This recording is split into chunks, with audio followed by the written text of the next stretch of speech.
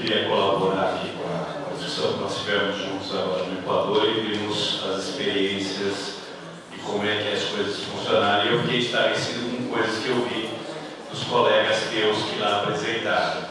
Então eu queria só citar um exemplo. Uma das cláusulas dos contratos dos advogados dizia que a dívida só venceria 20 anos após a morte, 20 anos mais um dia após a morte do último herdeiro do senhor Joseph Kennedy. Então é esse o tipo de contrato que apareceu no Equador. E se a gente achar que o modus operandi é igual, isso, porque são os mesmos 50 bancos, isso está lá. Uma outra informação importante foi ali colocada, eu queria que você comentasse isso, de que qualquer acionista minoritário de um banco credor poderia mover uma ação contra um país devedor.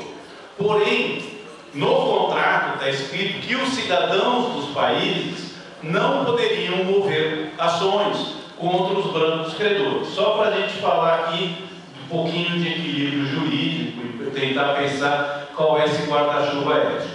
Outra coisa que é importante ser colocado passando, mas eu queria aqui dar um informe até para animar um pouquinho o pessoal, que lá no Equador nós lançamos o Clube de Quito. O que é isso? O Clube de Quito é um organismo que pretende fazer frente ao Clube de Paris, ao Clube de Londres, que são onde se reúnem esses credores. Então vai ser muito interessante vocês como estudantes acompanharem esse processo e ajudarem a gente a se fortalecer. Por quê? Outra cláusula que eles colocam é que, por que existe o Clube de Paris? Porque eles podem juntos analisarem e negociar a dívida de um país. Porém, no contrato proíbe que os países devedores se juntem para negociar coletivamente com os credores.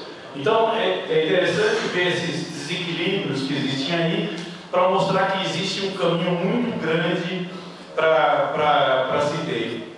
E por último, ainda dentro da coisa da concentração, lembrar que o presidente Correia, ainda como ministro da Fazenda, no governo anterior, antes de ser presidente, ele foi mandado embora como ministro, porque ele se recusou a receber um empréstimo do Banco Mundial.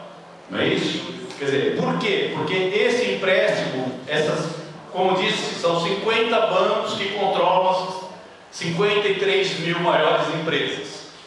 E aí, quando faz um empréstimo para que aquele governo contrate uma dessas empresas, talvez a Siemens esteja entre elas, né, para fazer determinados trabalhos e determinadas obras. E aí, uma proposta que ele se recusou era uma proposta que era para colocar computador nas escolas. Tinha lá 100 milhões de dólares para colocar computador. Puxa, o que ele tinha contra colocar o computador nas escolas? Ele não tinha nada contra colocar o computador nas escolas. O problema é que eles estavam falando de colocar computador em escolas onde não existia nem energia elétrica. Então não dá para eu antes colocar, então eu preciso antes resolver o problema da energia elétrica. Como ele se recusou a receber isso, ele foi exonerado e mandado embora e depois virou presidente e deu essa lição. Eu queria que você comentasse um pouquinho isso. Doutora, vamos para terminar uma pergunta que efetivamente dá o fecho dessa noite. O grande desafio dos brasileiros é fiscalizar os políticos e empresários para ter a certeza de informação ser concreta e que realmente estão fiscalizando os progressos que é da casa. Pois não, vamos lá.